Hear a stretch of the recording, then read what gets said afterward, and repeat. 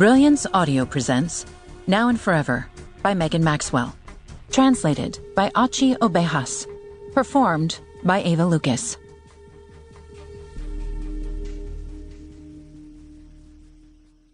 For the Maxwell Warriors, for being my greatest supporters, and for Jude and Eric, for being such magnificent characters.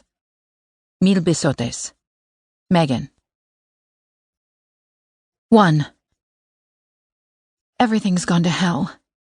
I look at the packed boxes, and my heart breaks. My trip to Germany is canceled, and my life seems to be too, at least for now. I shove some things into a backpack and disappear before Eric comes looking for me. My phone rings and rings and rings. It's him, but I refuse to answer. I don't want to talk.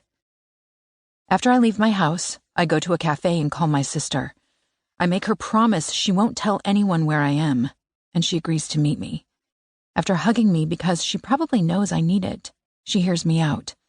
I tell her part of the story, but only part of it. I am certain the rest would only baffle her. When things don't add up, she starts in on me. "You're crazy. Eric is a good catch. How could you do that?" In the end, I say goodbye, and despite her insistence, I don't tell her where I'm going. I know her, and she'll tell Eric as soon as he calls her. Next, I call my father. I convince him that I'll go to Jerez soon and explain everything. Then I hop in the car and drive to Valencia.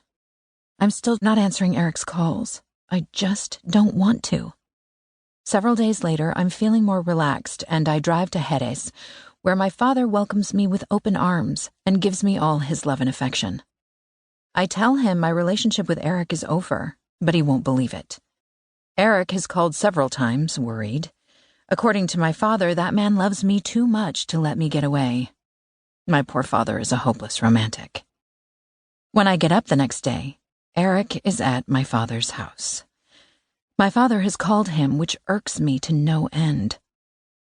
He tries to talk to me, but I refuse. I'm furious with him. I scream and yell, and I let go of everything inside me before slamming the door in his face and locking myself in my room. I finally hear my father asking him to leave, and for a moment, I let myself breathe. My father seems to know I can't reason right now. Eric comes to the door of my room, where I'm barricaded, and, in a tense and angry voice, tells me he's leaving, that he's going to Germany to take care of certain matters. He insists once more that I come out, but when I won't, he eventually goes away. 2 days go by, and my anguish doesn't diminish. Forgetting Eric is impossible for me, especially when he's constantly calling. But when he chose to believe Betta's lies about those pictures, he broke my heart, so I still don't answer.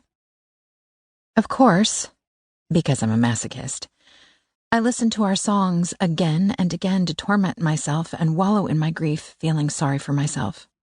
The only positive thing about all this is that I know he's very far away, and I have my motorcycle to blow off steam by getting muddy and jumping around the fields of Jerez. After a few days, Miguel, my former colleague at Müller, calls and gives me astonishing news. Eric fired my former boss. Incredulous, I listen as Miguel tells me Eric had a huge argument with her when he caught her mocking me in the cafeteria. Result: unemployment. Got what you deserved, bitch.